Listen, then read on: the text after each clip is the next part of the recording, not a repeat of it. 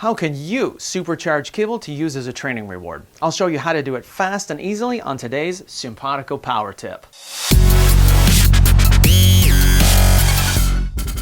Hey guys, today we're starting something new on the channel, Power Tips. These are going to be short, fast, bite-sized little videos that will come out between the longer, more involved ones. I'm still going to do those other ones, but with my teaching and private training schedule, I just don't have time to put those out as quickly as I'd like. Hopefully, these will tide you over and give you some solid practical little things you can implement right away. Now, I have mentioned several times on this channel that I recommend using Kibble as a training reward.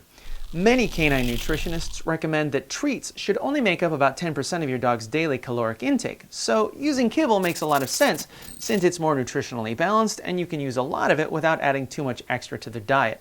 In fact, I'd measure out your dog's normal ration of food for the day and take any training treats you use out of that. Whatever's left, if any, is for mealtime. Some dogs aren't really that motivated by Kibble. One way you can fix that is through routine timed feedings, as I've mentioned before. This makes food more valuable to your dog. Another way we can approach it is by kicking up the intrinsic value of the Kibble by dusting it with liver powder, which I'm going to show you how to make.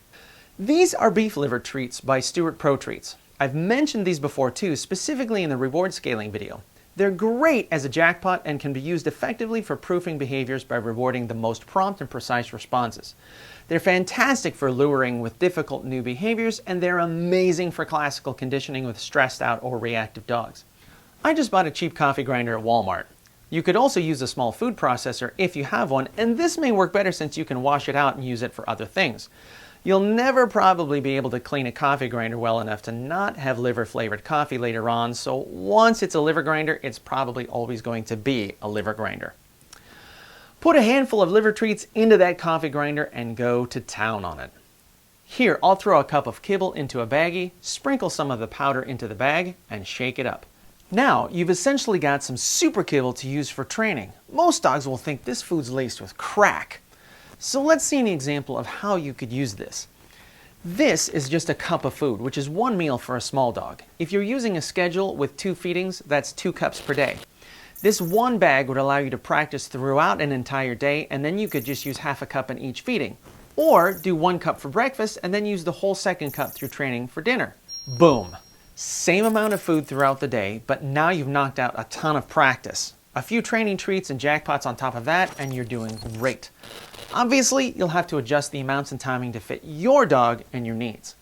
Speaking of meals, you could also use this liver powder to sprinkle on it. If you've got a dog that's finicky or has a suppressed appetite due to stress or health reasons, this will make their regular food more appetizing. This is a great one for newly adopted dogs who may be a little nervous about their first meals in their new home. Nothing makes you feel better than a full tummy. I also like to store the extra in a little container. Then I can use it for a long time, however I need, on demand. This is 2 handfuls worth and it'll last a long time. Alright, I hope this was helpful for you and gets you thinking more strategically about using food to train.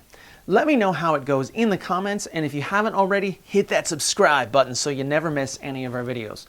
Don't forget to check that YouTube description for notes and resources, and as always, keep learning, keep practicing, and we'll see you next time. Thanks for watching.